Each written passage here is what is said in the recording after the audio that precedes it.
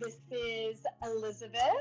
She is with, where are you at now? Let's see. I am in sunny Hawaii right now. Yeah, I can't complain. No, you can't. You're not allowed. You're grounded. Yeah. And I'm, of course, Victoria with Lead from Home, and we are here to have a conversation about wellness from just the perspective of just small things that we can do to make our days a little brighter, and even help ourselves get back into a good sleep if we're out of whack. I know I teach online, and most of my classes are either super early in the morning or very late at night, and sometimes that just it can be a challenge sometimes to just feel up and perky in the morning when we've got all these other responsibilities. So we're just having the conversation here. I invited Elizabeth for everybody else who doesn't know Miss Elizabeth. I know her from a few years back, and I have followed her career and her success just like everybody else does on Facebook. And I was so happy when she shared one of the most real videos about wellness. And could you share just a little bit about that video and why you were encouraged to do this? Yes. So we actually did a small series of videos, and I did a couple. The first one was about finding balance in life, and the other was about sleep. And I think the sleep one got a lot of attention, a lot more attention than I was expecting.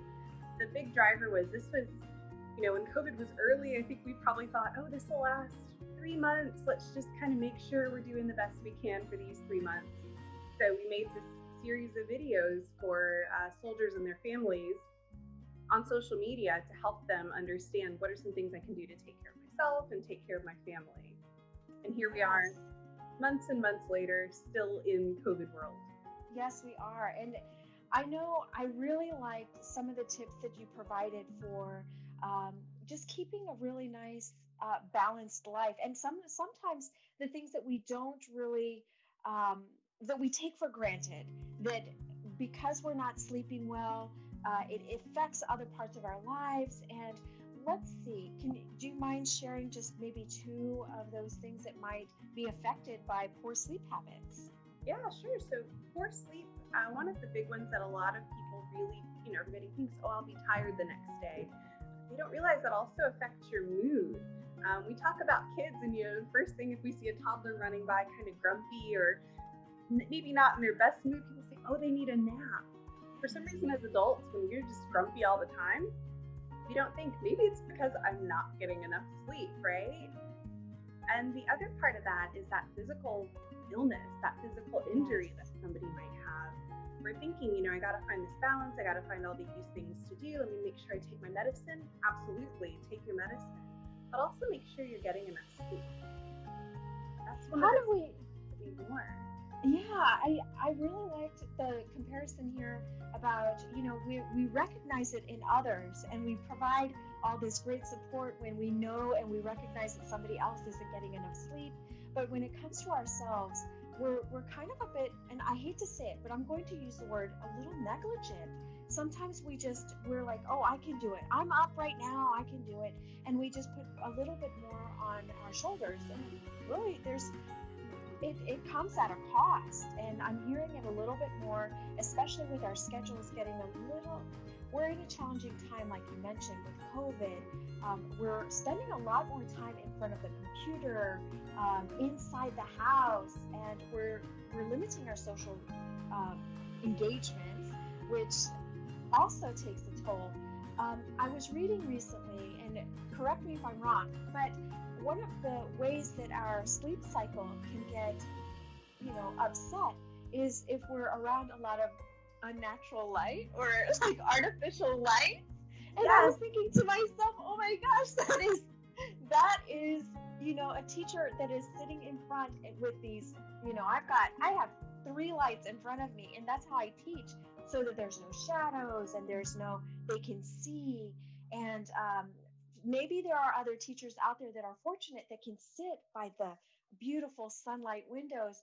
I, on the other hand, am not able to because of my hours. I want to respect everybody else's sleep while I work and can provide, this great I can be productive.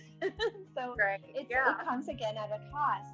So I was just really, just, it was one of those interesting facts that came up, and I was like, man, if we don't pay attention to some of these things, then it just kind of compounds, Right. little by little. Um, let's see, one of the things that you shared was other areas that it kind of hurts us. If our sleep signal gets off, we're grumpy, our mood. What other ways that we can we tell that we're not treating our sleep, our beauty sleep, to its best? we're not getting that beauty sleep. Yeah, I think one of the ones that, people right now are talking about, those COVID-15, similar to the freshman 15 when you're in college.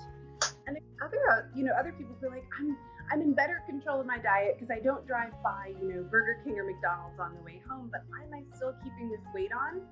Sleep. Sleep is a big part of regulating our metabolism. And if we're not getting enough sleep, or if we're not getting it on a regular schedule, similar to not eating on a regular schedule, it can really mess with your weight. And I kind of want to jump back to something you said about that unnatural life that we're spending a lot of time with. We don't really think about it. I'm like, oh, I can fall asleep with my phone in my face anyway. Yeah, maybe you can, but there's also, it's emitting this blue wavelength light. It's the same as what's coming from outside, and it's telling your brain, don't produce that melatonin because the sun's still up. So we spend so much of our day, similar to what you said, with those bright lights on, with our cell phones, with a laptop, with a TV, and it's telling your brain it's constantly daylight, whether it's 2 a.m., whether it's 2 p.m., the, light and cell phones and televisions, they're great inventions. I love them. Love some Netflix, love some Hulu. Yes. But make sure you're mindful of what time it is that you're watching it. Again, bringing babies and toddlers back into this. With little ones, people have like a very set bedtime routine. Like if they said, how do you put your 4-year-old to sleep? It's like, oh, at this time we listen to this. At this time we play this song. At this time they take a bath. For whatever reason, as adults, we just think, well, I'm like constantly tired, so of course I'm going to get in bed and just fall asleep. Nah, it doesn't work that way. It doesn't. You could be tired all day, but make sure that you're kind of getting this bedtime routine, limiting that blue wavelength light, and sending that message like, oh, we're going to probably go to sleep in like the next hour. Let me start to shut down. Yeah. I love it. A lot of what you just said resonated with me.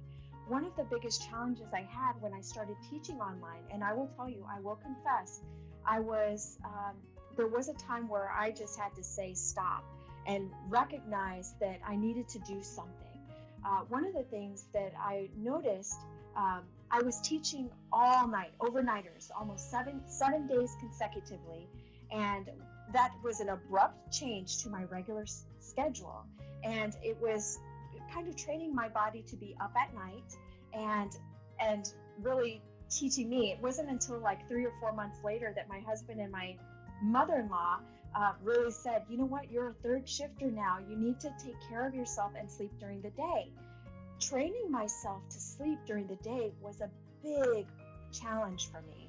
I don't like to take daytime naps. Now I'm okay with it. I like it. I'm home. I can kind of doze off a little, but it's not the same kind of sleep. I noticed when I first started sleeping, it wasn't deep sleep. It was shorter naps.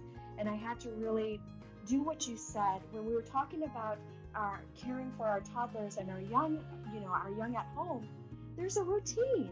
There was, I started to make sure that I took a shower at a certain time, that if I respected my time, my family respected my time, and I was done. I was like, if we don't have all of this done by, say, 11 a.m., then I'm sorry, it's going to have to wait, because this is my time. This is what I should be doing to de-escalate my day. Or because I really, I'm eating dinner at their breakfast. And then doing those things. Like I know I added white noise. I wasn't a white noise person, so I added white noise or something to kind of really train my body, showering at a certain time, and I had to wear a mask. I absolutely had to wear an eye mask. Never, I hate having something on my face. I invested in blackout curtains and they still weren't enough because I was so alert that I should be up. I had that urgency. But it took training, and after a while, others respected my time, and then I think I started to respect my time. And I noticed a huge change in my outlook and my energy level. Um, there's one thing I think we kind of talked about it a little bit, is that we're inside the house now. During my times that I was teaching at night, I would really try to work out and get, really just de-stress. Yeah. And since I was awake, I would say, okay, I have a break from this time to this time. Let me get on the treadmill. But it didn't work for me. And I was feeling that extra 10 pounds or 15 pounds. And it was so uncomfortable. And I think that also, felt weird or icky for me, because it felt like, oh, I can't even work out when I'm awake. How am I supposed to do it when I'm supposed to be asleep? I figured it out, but it was hard. It really was. So there's two things that you just laid out perfectly, almost like you just kind of set this up for me perfectly to knock off. And well, you didn't practice. No. Boundaries. I love it. You talk about boundaries. So often, it's that conversation about relationships, like making sure people know where their boundaries are. But with sleep, it comes the exact same way. Knowing what your bedtime is. Making sure that those around you know what your bedtime is. I am an early bird. People get offended when I say I wake up at 4 o'clock in the morning. But I do. I wake up at 04. That's the time I get up. So if you call me after 8, it is an emergency. Right. Do not disturb. You're going to have to call me more than once. I'm not going to stay up chit-chatting with you at 7:30 because I'm supposed to be brushing my teeth and telling my dog it's time for bed. So yes, setting those boundaries with the people around you, setting those boundaries with yourself and saying, this is the time that I'm going to go to sleep. The other part that you mentioned was expending that energy. So trying to get up and working out. It may not be getting on the treadmill. And I know that, depending on where you live, there might be people constantly out. So you may not want to go outside and work out, but trying to find out what it is that you can do to expend some of that energy, and also experimenting. Hopefully you sleep every night, right? That gives you 7 nights a week to experiment and kind of see, what is it that works for me? Should I lower the temperature in my room? What time did I have my last Dr. Pepper? Should I move that back? Yes. And just experimenting and seeing what is it that works for me. Maybe keeping a journal of, this is a night that I got 7 solid, really good hours of sleep, and thinking about what happened during that day. What time did I eat? What sort of things did I eat? When did I turn off my TV or maybe take my cell phone out of my face? Yes. And experimenting. Something a lot of people don't think about is medication. We said it's really important. If you're prescribed medication, take it. However, talk with your physician. There may be a different time that you can take medication. My dad takes something for his blood pressure, and he would talk about, he couldn't sleep. And I was like, well, why aren't you sleeping? What do you need to do? Where do you need to be? He's like, well, I get up and pee in the middle of the night. I'm like, well, drink less water. He's like, well, I do. I'm like, well, okay, so tell me what medications you're taking. I'm not a doctor. I'm a clinical social worker, but I have some information about medications, right? Right. So I talked to him. I said, your doctor said take this at night. Is there a chance you could take it in the morning? Because what was happening is it was causing him to have to pee in the middle of the night. Right. Some medications have that stimulant quality. And so if it's something that you're taking later in the day, right, it might be getting in the way of your sleep. It might, there's just any number of side effects that medications can cause, including increased body temperature. So don't just make that change on your own. Your physician could say, this is why we want you to take it at this time. But if you're finding, I am still having a lot of difficulties, I'm turning off the TV, I'm limiting my caffeine, I'm trying to keep this schedule, but I'm still having troubles, maybe look at it. It's something that you're prescribed to take, and have that conversation with your prescriber. Can I take this at a different time of day? Right. I love what you said. You said a lot of great things. And I was just cheering here because, again, I'm making these connections and I'm so appreciative to this information.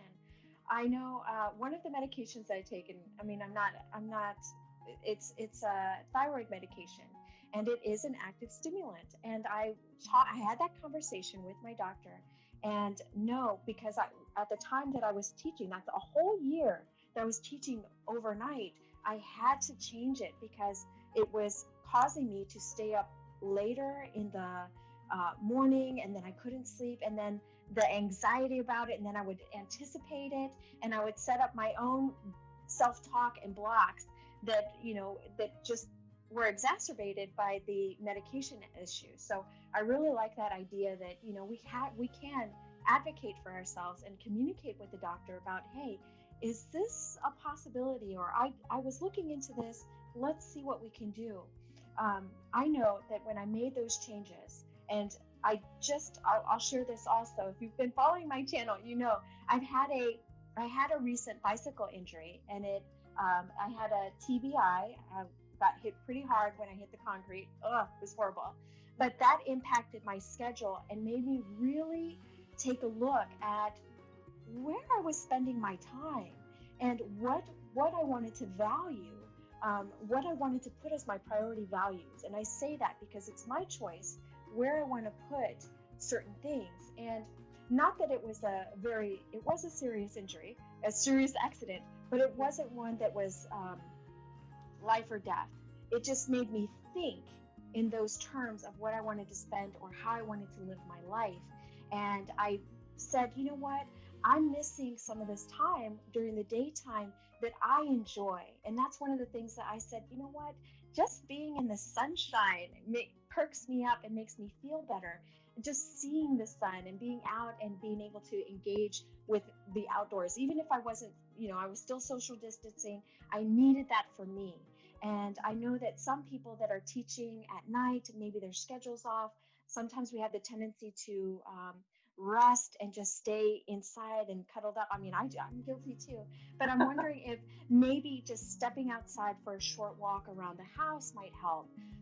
I know that made all the difference. I am fortunate enough to have workout equipment in my home, but there's something about just being outdoors, out in the fresh air that makes that all the difference. And I love that I was able to find a partner. My husband is my walking buddy, that I could do that and share those moments with. So I'm glad that you helped clarify some of those things and help me really connect to getting those boundaries set up, having the conversation with my doctor, and also the importance of being connected to something outside and experimenting. Yeah. It just works. It is. There's nothing that works for everyone, right? Like we talk about every, different workout plans, different diet plans. There's 15 medications for the same thing, and there's a lot of arguments to be made about why. But some of that is because there's nothing that works for everyone. So making sure that you're finding what it is that works for you. We could sit here and say, oh, you should do this and you should do that. What you should do is get 6 to 8 hours every night. Like that's not. Oh yes. That's non-negotiable. 2% of the population. Yeah. 2% of the population is less than that, but. I love it. I love it. I did want to ask. I hope I'm not putting you on the spot or anything, but I'm wondering. I know I'm not. I promise.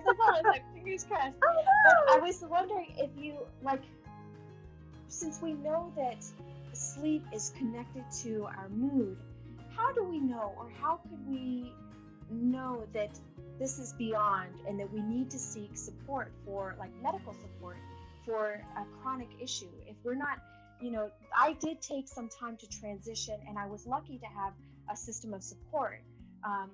But I'm wondering if there are others that may not know when that is, or how should we know that it's time? It's time to reach out for medical support for sleep or for mood. We're not just. Yeah, I think that's so for sleep. One of those big indicators is, your level of energy. If you're having that difficulty concentrating, if your memory is such that things that you typically remembered were easy. We all have that experience where we go, where did I put my keys? But it's an everyday thing for you that a lot of regular routine things or something that you have in play that you do all the time, you find that you're kind of losing your memory with that. If it's you put a cake in the oven and maybe never turn the oven on, that might be an indicator that your memory is kind of getting messed up. Your concentration, if you previously enjoyed reading, you can sit down and read something and understand it the first time you read it. And now you find, okay, I have to read this and then read this again and then read this again. Your comprehension's going down. That might be a good indicator. Spend some time and be honest with yourself and saying, what is it that I'm doing that might be getting in the way of my sleep?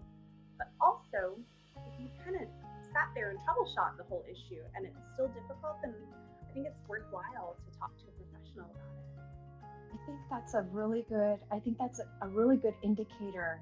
So, a decline or having trouble more than usual. That's what I'll say.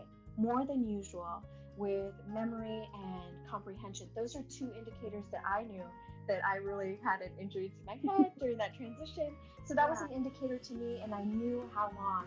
So, but you mentioned that keeping a diary or a journal, some kind of a log, even if it's just on little sticky notes, to help us with showing what we've done. That is such a great, I know that when I worked in behavioral health, when a client came up or somebody came up and they said, I tried this, and this, and it didn't work, and I'm still having this challenge, we could actually collaborate. We were a partner in the next steps, and I like that because it gives me, if it was me that was presenting this, I feel so much more confident in knowing I tried these things. I did this, and I have that much more faith in what the next step's going to be. I'm kind of committed to it. So I like that idea of writing things down and sharing where, what we've done. And I'm a big person, and it's okay to fail. And I don't want to look at it as failing, but like you said, experimenting. I love that word. And knowing, like you said, not everybody's going to fit the Cinderella glass slipper. We've got to find our own stuff, our own style, our own fit, and our own something that's going to work for us. It could be a combination of things, or it could be just one thing that we switch and then it works just great. But the biggest thing, I think, out of everything is that sleep is important. Right. It really is, and we should really honor it as yeah, we can. Yes. One of those things, I love my bed. My bed is probably my favorite piece of furniture in my entire house. And it's the place that I really hold in that same regard. So I'm talking about sleep. So often people at the end of the day, their first chance to really think about what it is that they have on their mind is when they make it to bed. From the moment we wake up in the morning, we think, what did I forget to do yesterday that I need to make sure I get done today? What is it I need to make sure I get done today? We're often engaged with other people, and depending on the roles you play, if you are a parent, if you're a caregiver, if you're a teacher, if you are a leader, a supervisor, a sister, a friend, you're often meeting the needs of other people throughout the day, right? The face you made. So I'm writing notes. This is brilliant. So often people get in bed and that's their first chance since they got out of bed to be with themselves, right? And so you might get in bed and start working on the budget, start paying bills, sit down with their spouse and argue with their spouse about bills. Don't do that. Here are only three things you're allowed to do in your bed. First is sleep, right? Yes. Second, if you're sick, as we said, if you want to get better, get that rest. So if you're sick, if you're not feeling well, bed. Third is sex. The 3 S's, that's it. Nothing else. If you want to read, get out of bed. Get a nice little chair and read in your bed. But the only things that you should be doing in bed, sleep, sickness, sex. Don't stress in your bed. Don't argue in your bed. If you have something on your mind, take some time, maybe journal it. We talked about that. I love that idea. Get this done today. Let me write this down before I get in bed. Because you start to develop that relationship with your bed of, okay, well, bed's where I go to worry. Yes. Bed's where I go to think about things that I didn't get done. And that's not and then the thought cycle just goes on, and it's hard to get that out. It takes a lot of willpower to stop those thoughts once they start. I seriously am going to write this down. I'm going to push pause and record or rewind so I can get this for me, for I know maybe others that are watching or listening. I think that what really, in my family, we really, we also honor the bed. And our space. When we go to the bed, it's at a certain time every night now. We used to do this before when I was not during the year that I taught at night, but before that, it was, bedtime at a certain time, and we all had the same routine. We exercise from this time to this time as a family. We do this, we eat by a certain time. That way we have time to just be present. And I think one of the things that I need to do or hold myself accountable to, and maybe others, are there having the same emotional response that I did, is really set a time limit. That's where our personal boundaries come in. That, you know what, if I didn't do this and this, kind of like when we were at work, if I didn't do this and this by this time, whatever time it is, then I'm no longer allowed to talk about it until tomorrow. If it's on my whiteboard for the next day, I like the idea of to-do list, and I think that I can do better about that, to say, this is what I want to focus on. I was thinking about this, and I think it will also help strengthen my thought flow. I know that I started doing to-do lists in the morning, but I didn't really check them at night. But I like that check-in because it helps kind of celebrate your accomplishments, and it shuts that off, and only in certain spaces. I respect my office. I respect what I do at work. Why can't I respect my bedroom or, that space for me? I like that idea. Those boundaries. Yeah. When working with patients, I ask them that, or I'll tell a story kind of funny about, oh yes, I was cooking dinner in my bathroom and started washing this, bell pepper in the bathroom sink. And you could see them look at me like, what? Exactly. That is how you should look at doing anything in your bed. It's bizarre. If it's not sleep, sickness, sex, don't do it. And I read somewhere that it was many years ago, and I think I was watching, probably an HD TV, and you're really making that thing come to the forefront. That's how my mind works, right? We just store it. If we need it later, it's going to come up. And you just made that little spark just. The comment on that show was that when we design our room, our bedroom, we should have certain things in mind. Of course, we want the different elements in there. Certain colors are comforting to us, and kind of train our mind to go in there for that purpose. This is where I go to sleep. This is where I go to rest.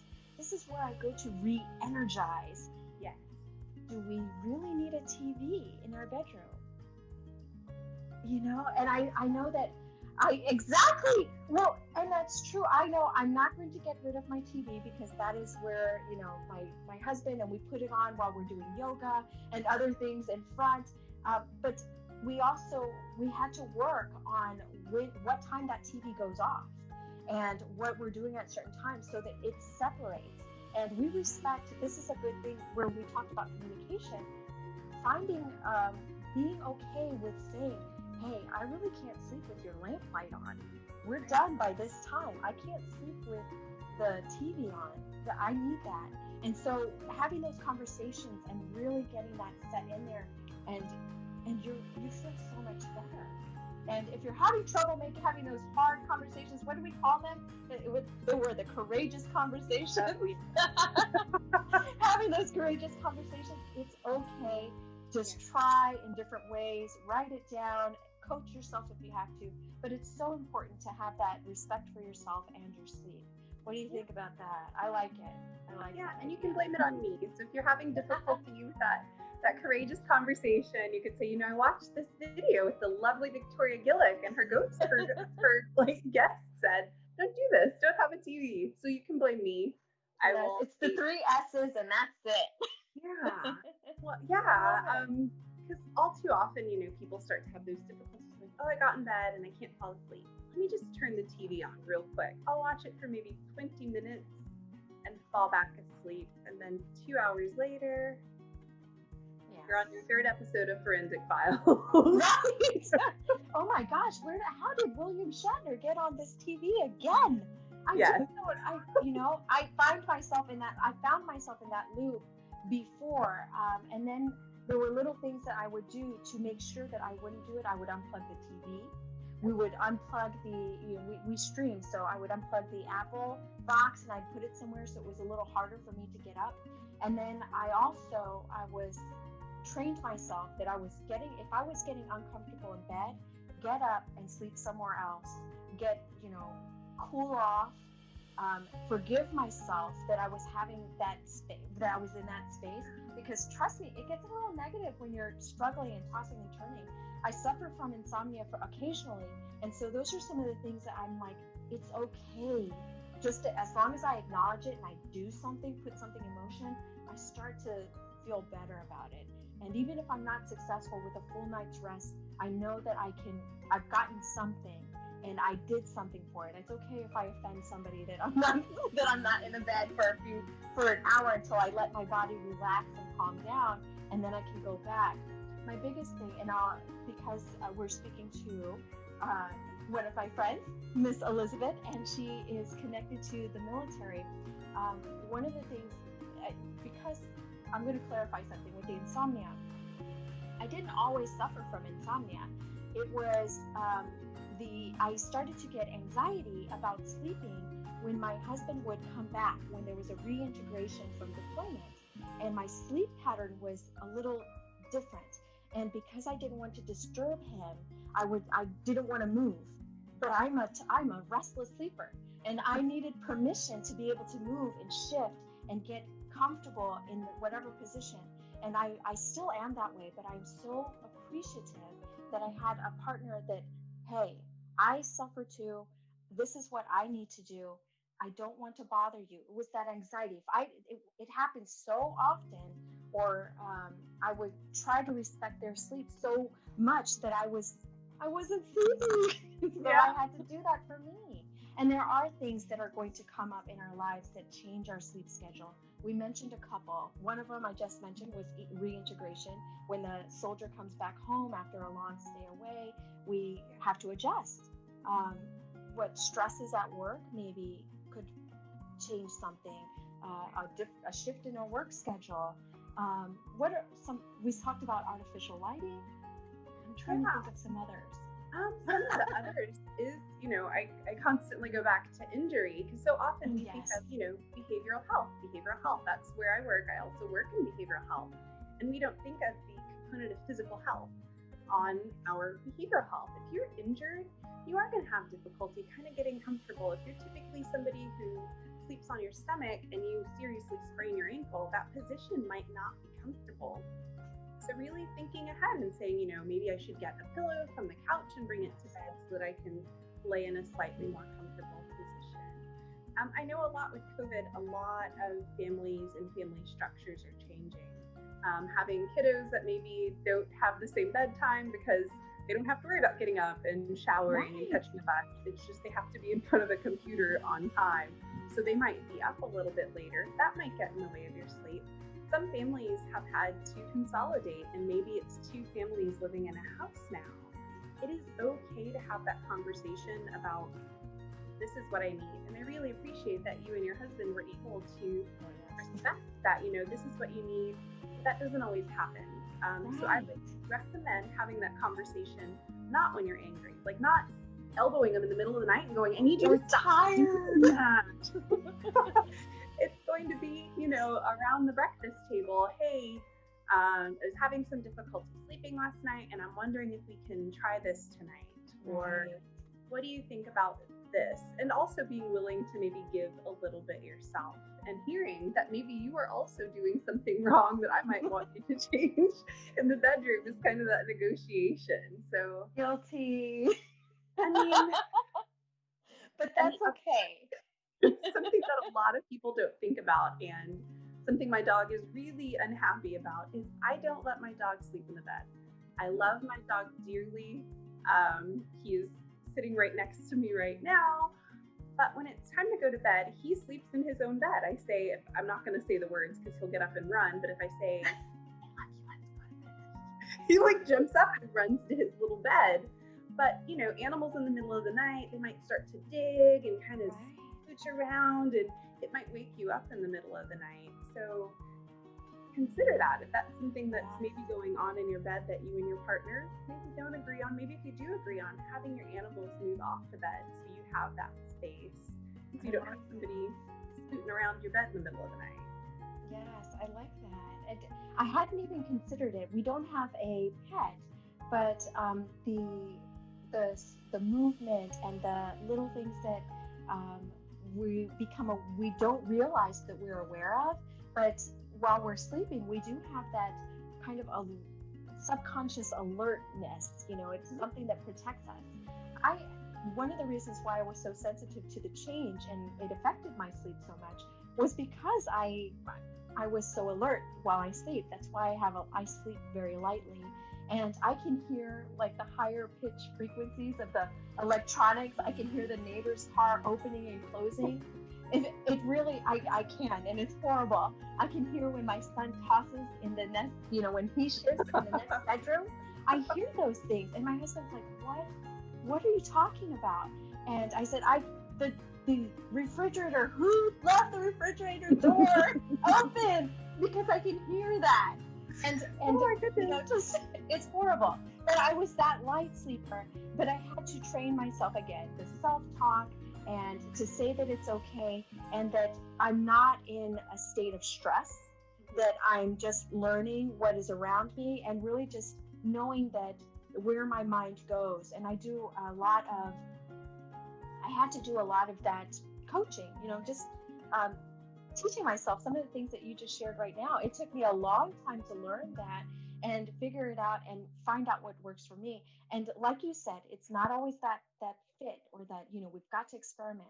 And just because it only works for a short time doesn't mean that it's not going to work again. Maybe you need to try something new. It's like when I work on something for my hair, the shampoo, I got to change out the product because it's affecting my, but I always go back to the tried and true because it works. And it's okay to change things up and to have that, because that's just how we are. We're not always in the same headspace. We're not always in the same physical shape, or maybe we ate something that we're not normally used to, and it stimulates our dream state. Or it gives you heartburn. Yes. I'm lucky so far, knock on wood, that I haven't had to go there with heartburn. But so many things have an impact on our sleep and our health, overall health, because sleep is involved. So, I'm going to say thank you, Elizabeth. I love it. Any final thoughts about tips or something that you want to make sure that we are all aware of when it comes to sleep? I think one of the things you've mentioned a few times that's so important is that self-talk. What is it that I'm telling myself before I get into bed at night? Are you saying to yourself, oh, here we go again? Don't go into sleep with that mindset, but also don't go telling yourself, as soon as my head hits the pillow, I'm going to fall asleep. Right. If you're not that person, setting up those expectations and thinking, it's been such a long day.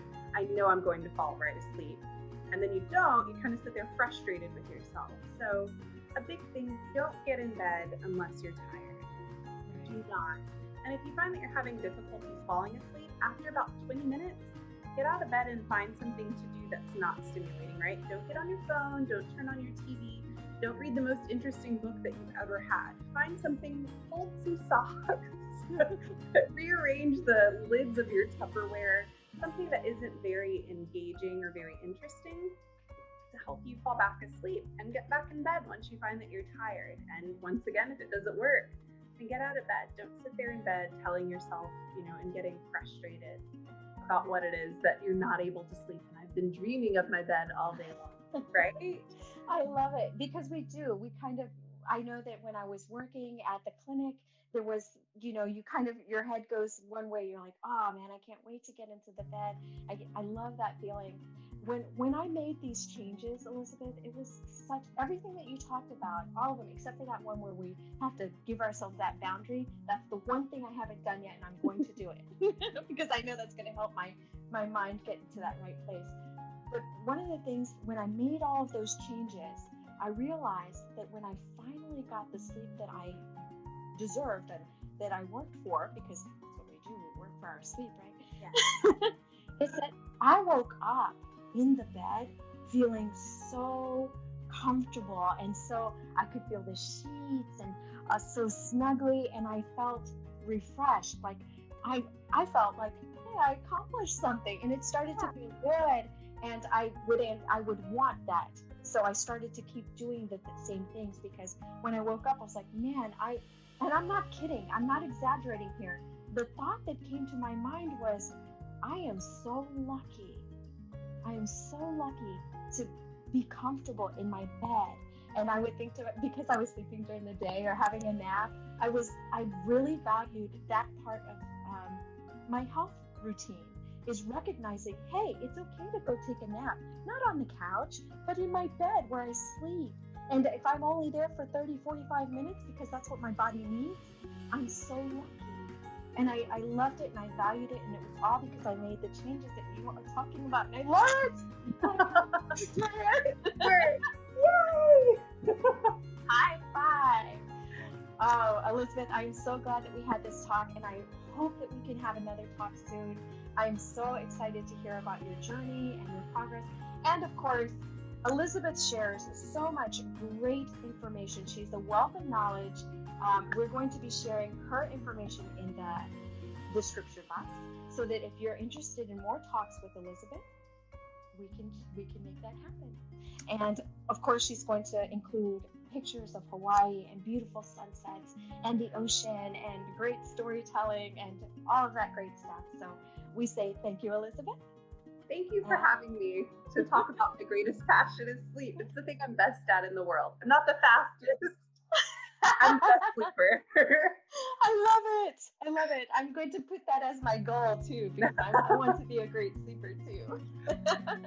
But to everyone else out there, thank you so much for this journey, and we can't wait to see you again. Stay tuned for more great stuff.